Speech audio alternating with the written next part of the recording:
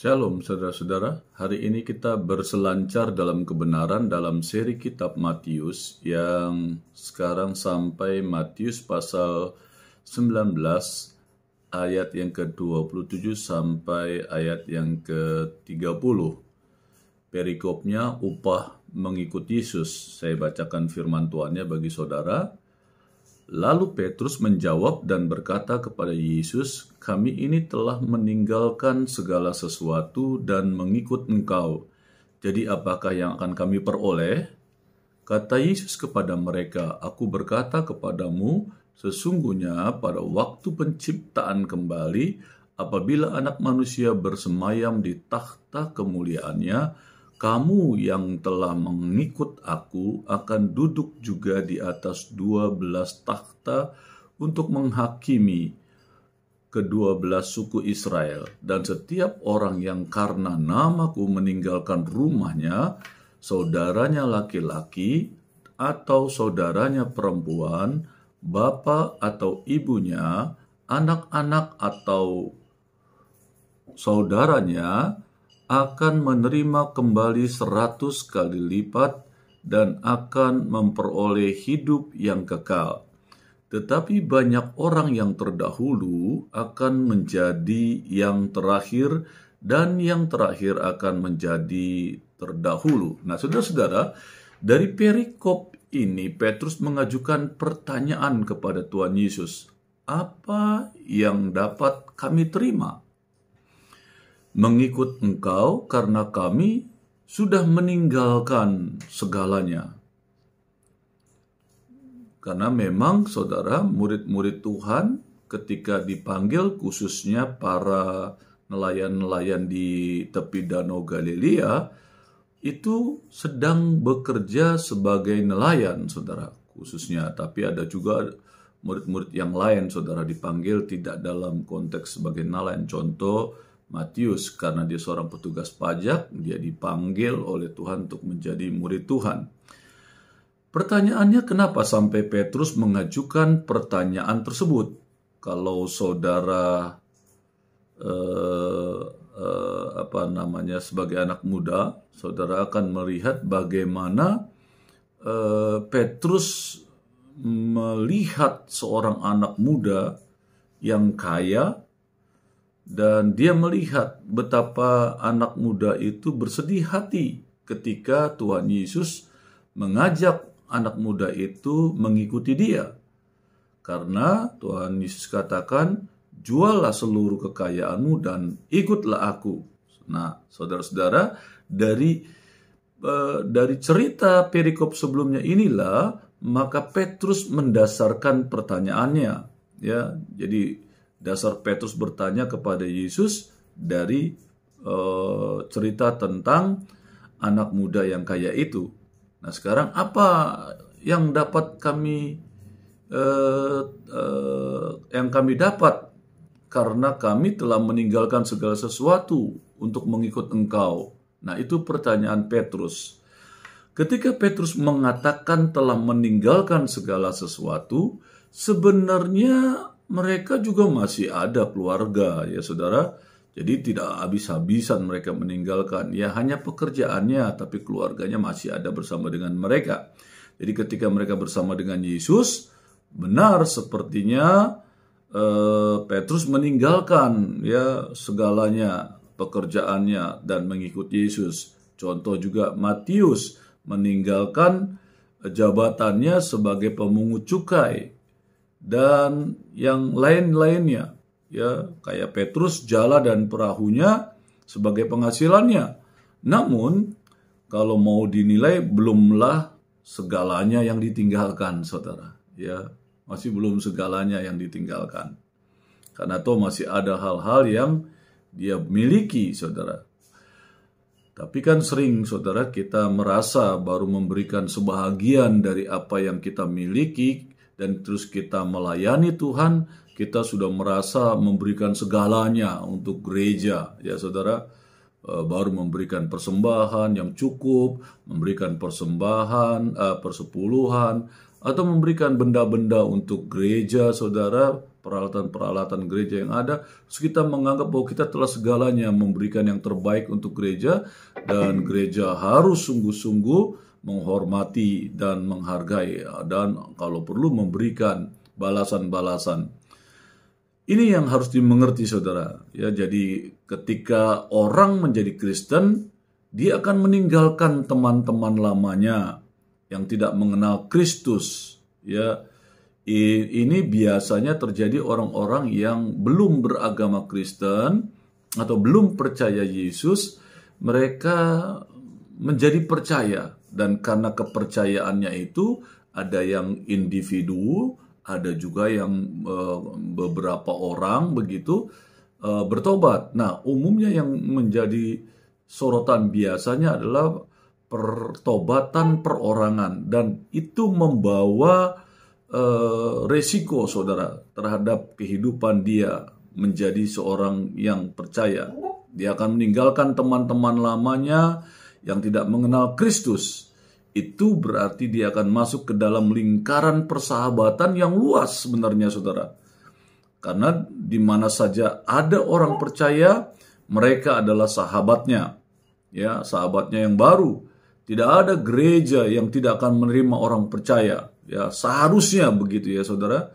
Kita tidak dibatasi oleh gedung gereja dan sebagainya. Seharusnya, sekalipun banyak denominasi, tetapi ketika kita percaya, kita ketemu orang yang percaya sebagai Tuhan dan Juru Selamat, seharusnya kita bisa menerimanya menjadi keluarga besar kerajaan Allah. Ya, cukup menjadi Kristen, maka dia telah masuk ke dalam suatu persekutuan yang seluas dunia. Karena kekristenan sudah seluas dunia, saudara. Nah, seterusnya dikatakan, sebagai orang Kristen, ia masuk dalam persekutuan ilahi. Ia akan hidup kekal. Dia boleh terpisah dari hal-hal duniawi. Ya, keluarga, saudara, teman-teman, handai tolan, dan lain-lain. Ya, pekerjaan, usaha, dan sebagainya, saudara. Namun ia tidak akan terpisah dari kasih Allah dalam Kristus Yesus Tuhan. Saudara-saudara, jika kita uraikan dari ayat demi ayat, ayat yang ke-27 dikatakan demikian. Petrus sekali lagi menjabat sebagai juru bicara bagi murid-muridnya. Dikatakan ia menanya Yesus, kami telah meninggalkan segala sesuatu. Ya, Petrus mau menjelaskan itu kepada Tuhan Yesus untuk mengikut Engkau. Jadi sekarang apakah yang akan kami peroleh kalau kami mengikut Engkau? Tanpa memberi teguran, Yesus menjawab pertanyaan Petrus. Saudara-saudara, orang-orang ini sudah benar-benar meninggalkan segala sesuatu, ya. Tetapi beberapa teolog berpendapat bahwa pertanyaan Petrus itu mengacu lagi kepada orang muda itu. Ya, Petrus sedang mengatakan kami telah melakukan semua yang orang muda itu tidak mau lakukan. Akan seperti apa upah kami? Nah, itu yang menjadi pertanyaan Petrus kepada Tuhan Yesus. Di ayat yang ke-28, Yesus meyakinkan para rasulnya, para murid-muridnya, bahwa pengorbanan pribadi mereka demi kerajaan Allah tidak akan dilupakan. Yang memberitahu mereka bahwa mereka akan duduk juga di atas 12 takhta untuk menghakimi ke-12 suku Israel. Hal ini akan terjadi pada waktu penciptaan kembali, apabila anak manusia akan bersemayam di takhta kemuliaannya. Apakah 12 takhta itu bersifat lahiriah atau hiasan? Apakah menghakimi mengacu kepada tindakan menghakimi lewat pengajaran rasuli atau lewat kekuasaan yang sesungguhnya? Kepada siapakah 12 suku Israel itu mengacu? Apakah kalimat itu menunjukkan gereja di bumi atau semua orang kudus yang membentuk alam sorgawi? Apakah yang dimaksud dengan penciptaan kembali? Apakah hal itu mengacu kepada zaman Kristen di bumi atau kepada kondisi sorgawi di masa depan? Ada dua penafsiran yang masuk akal atas ayat 28 ini, ya. Karena Ini yang harus dimengerti. Pandangan pertama menyamakan istilah penciptaan kembali dengan zaman Kristen atau zaman gereja, atau disebut juga dengan zaman kerajaan Allah. Bagaimanapun ketika Kristus naik ke sorga, ia dinobatkan di sebelah tangan kanan Bapa, seperti yang ayat 28 sebut. Oleh sebab itu, kata dari penciptaan kembali harus mengacu kepada zaman sekarang. Ketika manusia mendengarkan Injil dan dilahirkan kembali atau diregenerasi. Ya, saudara, seperti kitab Titus pasal 3 ayat 5 menjelaskan. Menurut pandangan ini, 12 takhta yang dimaksud itu tidaklah harfiah, tapi hiasan. Melalui ajaran dan kepemimpinan mereka, para rasul itu akan memberi bimbingan dan arahan bagi gereja di sepanjang zaman sampai akhir sejarah manusia. Gagasannya adalah bahwa rasul-rasul itu adalah hakim-hakim itu. Itulah sebab pada waktu hidup mereka di bumi, mereka menyusun berbagai hukum dan praktik. Dan sekarang dengan tulisan-tulisan terilham mereka mengatur ya seluruh jemaat gereja atau anggota-anggota gereja di sepanjang zaman. Yang seterusnya, pandangan kedua menyamakan istilah penciptaan kembali itu dengan kondisi sorgawi atau zaman yang akan datang. Bahasa ini muncul dalam nas-nas yang paralel, ya saudara.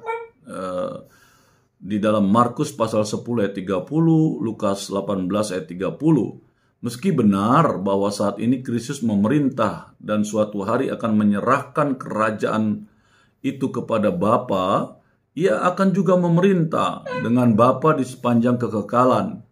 Jadi istilah penciptaan kembali mengacu kepada langit yang baru dan bumi yang baru, di dalam mana Allah menjadikan segala sesuatu. Ya saudara-saudara, kedua belas suku Israel mengacu kepada semua orang yang diselamatkan di alam sorgawi, yang di atas mana ke-12 rasul itu memerintah. Ya saudara-saudara, nah ini sudut pandang yang kedua itu, saudara. Tetapi pada dasarnya, Yesus mengatakan hal yang sama kepada para rasul itu dalam konteks lain, meskipun ia menggunakan istilah kerajaan daripada penciptaan kembali.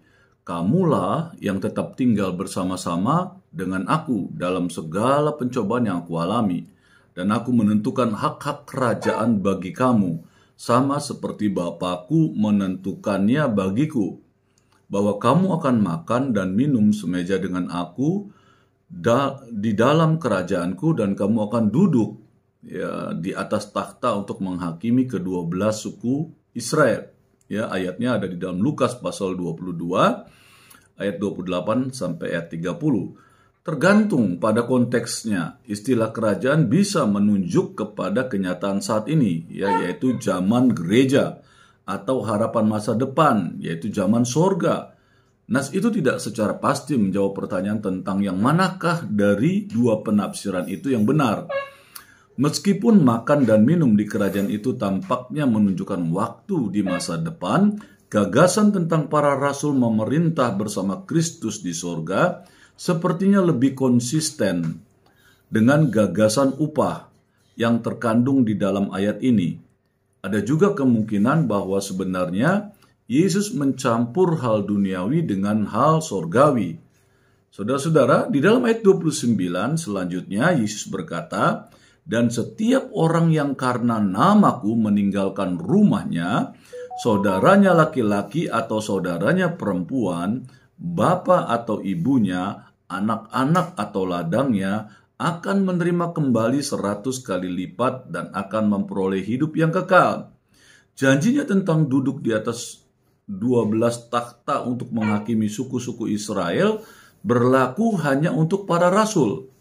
Janji dalam ayat ini serta ayat berikutnya berlaku untuk semua orang. Mereka yang mengikuti Yesus sering mengorbankan hubungan keluarga, pekerjaan, dan harta benda. Sebelumnya Yesus mengajarkan bahwa murid-muridnya harus mengutamakan Dia dalam hidup mereka, bahkan di atas mengasihi para anggota keluarganya. Ya, di sini Yesus berkata bahwa siapa saja yang telah mengorbankan harta dan hubungan keluarganya karena namanya akan menerima berkat besar sebagai balasannya. Di dalam Markus berkata bahwa pengorbanan ini akan dilakukan karena Injil. Ya, Markus pasal 10 ayat 29. Sementara Lukas mengatakan pengorbanan ini akan dilakukan karena kerajaan Allah. Lukas 18 ayat 29. Kristus tidak harus bermaksud bahwa para pengikutnya akan menerima lebih banyak berkat materi. Sebaliknya, upah yang orang percaya terima akan datang dalam bentuk sukacita, pemenuhan, dan berbagai hubungan lainnya. Semua ini akan lebih besar daripada pengorbanan apa saja yang orang telah buat untuk mengikuti Yesus. Meski kita harus berhati-hati ya tentang menafsirkan secara harfiah kata-kata Yesus, ya coba kita lihat bahwa banyak pelayan, marilah kita ingat bahwa banyak pelayan miliknya telah meninggalkan rumah mereka untuk menemukan banyak rumah yang terbuka bagi mereka, dan telah meninggalkan keluarga mereka hanya untuk menemukan lebih banyak keluarga dalam gereja. Akhirnya mereka yang mengorbankan atau yang berkorban bagi Kristus dalam kehidupan ini akan memperoleh hidup yang kekal di sorga. Nah, saudara-saudara, di dalam ayat 30 dikatakan begini, tetapi banyak orang yang terdahulu akan menjadi terakhir, dan yang terakhir akan menjadi yang terdahulu. Yang dimaksud dengan yang terdahulu itu ialah orang yang karena pertama kekayaan, bisa karena pendidikan, bisa karena kedudukan, atau karena bakat, dan lain-lain. Ya saudara-saudara, ini yang terdahulu. Mereka dihormati oleh dunia dan kadang-kadang juga oleh gereja. Ya, karena kekayaan, pendidikan, kedudukan, atau jabatan, karena bakat, kepandaian, dan sebagainya. Pada zaman yang akan datang, dikatakan, banyak orang yang dipandang sebagai pemimpin besar di gereja tidak akan memperoleh kedudukan yang berarti. Dan banyak orang yang tidak dikenal akan diangkat untuk memperoleh kedudukan yang mulia. Di dalam 1 Korintus 15 ayat 41-42 berkata demikian, kemuliaan matahari lain daripada kemuliaan bulan, dan kemuliaan bulan dan lain daripada kemuliaan bintang-bintang, dan kemuliaan bintang-bintang yang satu berbeda dengan kemuliaan bintang yang lain. Demikianlah pula halnya dengan kebangkitan orang mati, ya, ditaburkan dalam kebinasaan, dibangkitkan dalam ketidakbinasaan. Hal ini terjadi karena Allah tidak menilai orang dari penampilan yang lahiriah, melainkan dari kesungguhan hati, ya, kesucian dan kasih di dalam hatinya. Di dalam 1 Samuel 16 ayat 7 dikatakan demikian, tetapi berfirmanlah Tuhan kepada Samuel, janganlah pandang parasnya atau perawakan yang tinggi, sebab aku telah menolaknya. Bukan yang dilihat manusia, yang dilihat Allah. Manusia melihat apa yang di depan mata, tetapi Tuhan melihat hati. Coba kita baca di dalam kisah tentang janda miskin, saudara, ya, di dalam Markus pasal 12 ayat 42 sampai ayat 42 saya bacakan bagi saudara. Lalu datanglah seorang janda yang miskin, dan ia memasukkan 2 peser, yaitu 1 duit. Maka dipanggilnya murid-muridnya dan berkata kepada mereka, aku berkata kepadamu, sesungguhnya janda miskin ini memberi lebih banyak daripada semua orang yang memasukkan uang ke dalam peti persembahan. Sebab mereka semua memberi dari kelimpahannya, tetapi janda ini memberi dari kekurangannya. Semua yang ada padanya, yaitu seluruh nafkahnya. Atau saudara bisa baca di dalam tentang Maria dari Betania, ya, di dalam Matius pasal 26 ayat 7 sampai ayat 13 yang ke depan nanti juga saya akan jelaskan penguraian dari Matius 26 ayat 7 sampai 13 ini. Dia dikatakan seorang wanita dikatakan mendatangi Yesus dan dikatakan dia membeli minyak narwastu, dan minyak itu ketika dia datang kepada Tuhan Yesus dipecahkan kepala buli-bulinya dan dicurahkan ke kepala Tuhan Yesus dan kepada kaki Tuhan Yesus, lalu dia mengusapnya kaki Tuhan Yesus dengan kepalanya dengan berurai air mata, ya. Nah, ini yang Yesus ajarkan bagaimana orang yang berkorban ketika dia mencintai, mempercayai Yesus sebagai Tuhan dan Juru Selamatnya.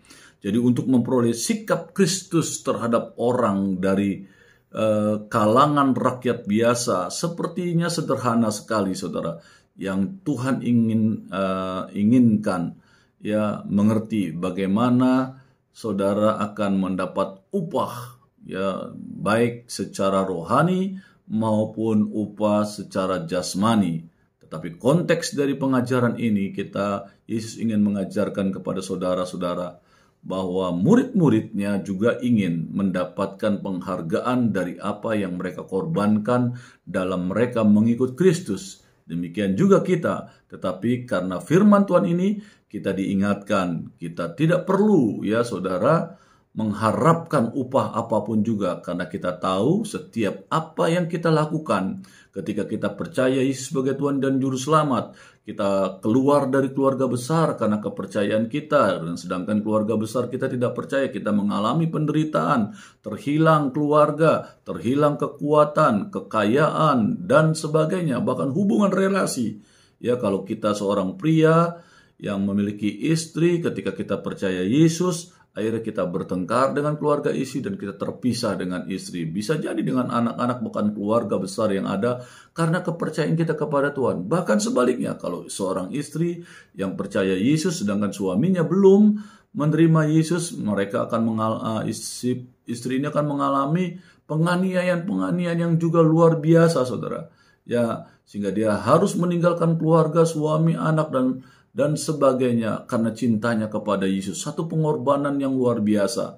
Inilah yang terjadi di hari-hari setelah murid-murid Tuhan Yesus memberitakan kabar baik dan mulai banyak orang-orang mempercayai Yesus sebagai Tuhan dan Juru Selamat. Saudara boleh mendengar cerita bagaimana penderitaan orang-orang percaya yang meninggalkan segala-galanya demi Kristus, demi kepercayaannya kepada Tuhan, demi cintanya kepada Tuhan.